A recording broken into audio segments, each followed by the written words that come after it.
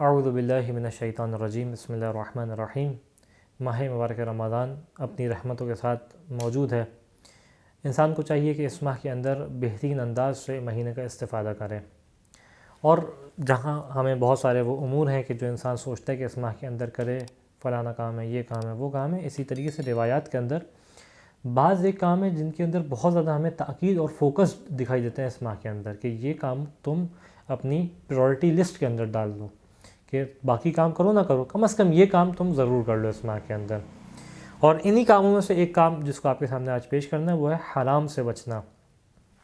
دیکھیں، بہت سادی سی بات ہے، ہمارے پاس دو قسم کے افعال ہیں۔ ایک وہ فعل ہے جو خدا کے قریب کرتا ہے، ہم اس کو مستحب، اس کو واجب سے جانتے ہیں، ان دو عنوانات سے، یعنی جو خدا کی رضایت کے اوپر دلیل بنتا ہے۔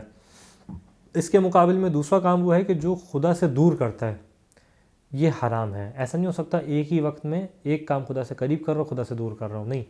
یہ مہینہ وہ ہے جس میں خدا سے قریب ہونے کا مہینہ ہے، خدا اپنی رحمت کے دروازے کھولا ہوا ہے، مغفرت کے دروازے کھولا ہوا ہے۔ تو ایسا نہ ہو کہ انسان اس رحمت والے مہینے میں بھی خدا سے دور ہو جائے، اور کس انداز سے ہوگا کہ اگر اس نے وہ فعل انجام دیا جو خدا نے حرام قرار دیے ہیں۔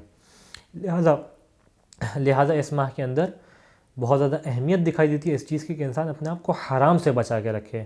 اگر بہت زیادہ نیکی نہیں بھی کر پا رہا نا، ایک کام ہی کر لے، اگر حرام کر رہا تھا وہ چھوڑ دے۔ مثال کے طور پہ چھوٹے چھوٹے اہم ترین حرام جو ہیں، اگر داڑھی مونڈ رہا تھا اس ماہ کے اندر اس داڑھی کو نہ مونڈے۔ اگر یہ سود کھا رہا تھا اس ماہ کے اندر سود کھانے کو چھوڑ دے، عزم کر لے کہ اب نہیں کھانا۔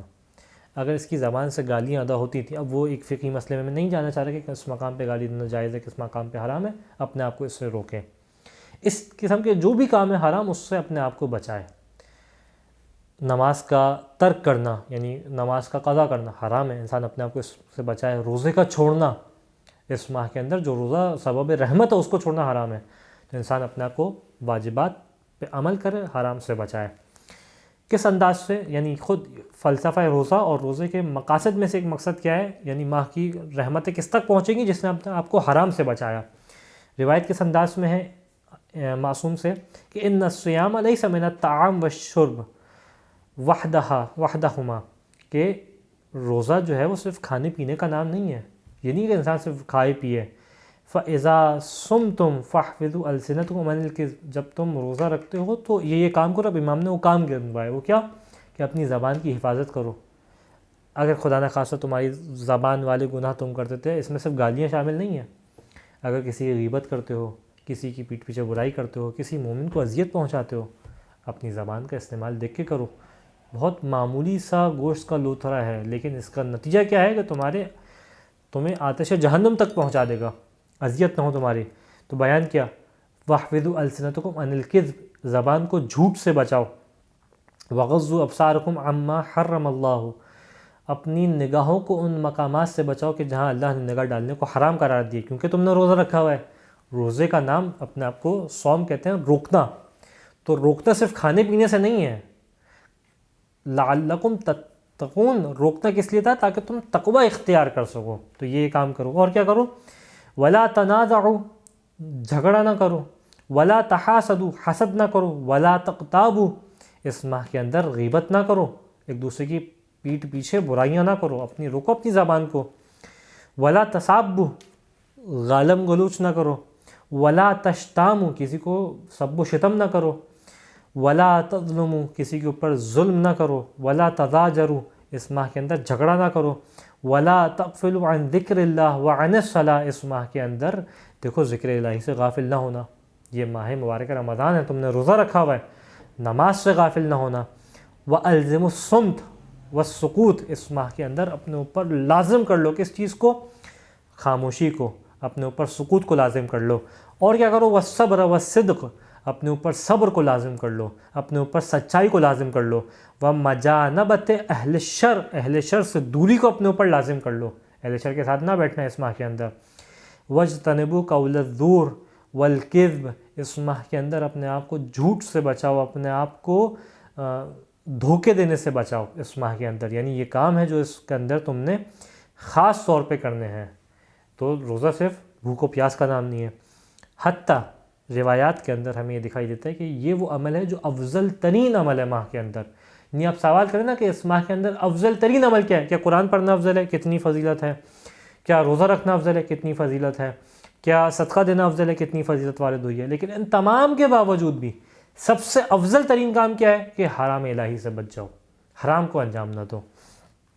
اسی طریقے سے روایت ہے خطبہ شعبانیہ کے اندر امام نے مولا کائنات علیہ السلام نے اللہ کے رسول سے سوال کیا کہ ماہ یہ افضل الاعمال فی ھذا الشہر، اے اللہ کے رسول اس ماہ کے اندر افضل ترین عمل کیا ہے؟ تو اللہ کے رسول نے جواب کیا دیا، افضل العمل فی ھذا الشہر الورع من محارم اللہ، کہ اس ماہ کے اندر افضل ترین عمل کیا ہے؟ افضل ترین عمل یہ ہے کہ حرام الہی سے اپنے آپ کو بچاؤ۔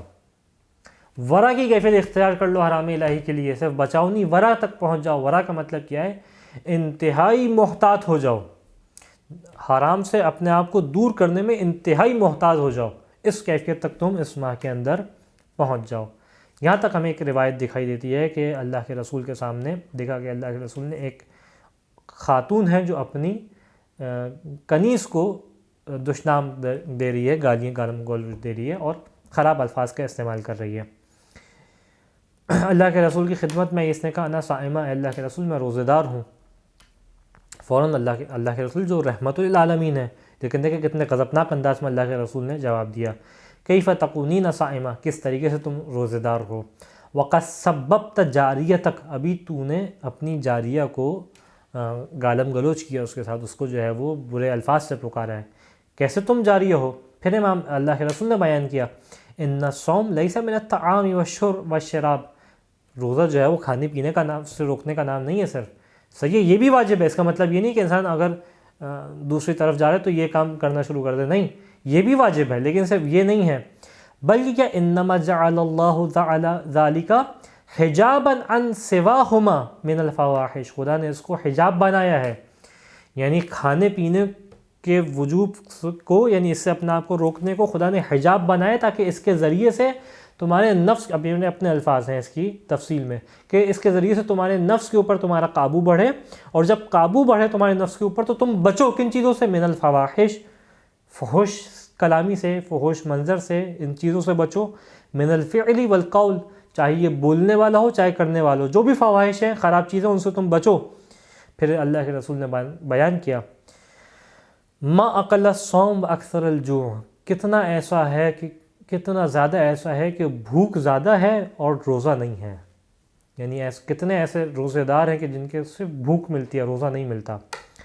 یہاں تک کہ امیر المؤمنین کی عجیب انداز سے حدیث ہمیں دکھائی دیتی ہے کہ کم من صائم لیس لہ صیامہ الا الظما، کتنے ایسے روزے دار ہیں جن کو روزہ صرف پیاس دیتا ہے، اس کے علاوہ کچھ اجر و ثواب نہیں ملتا۔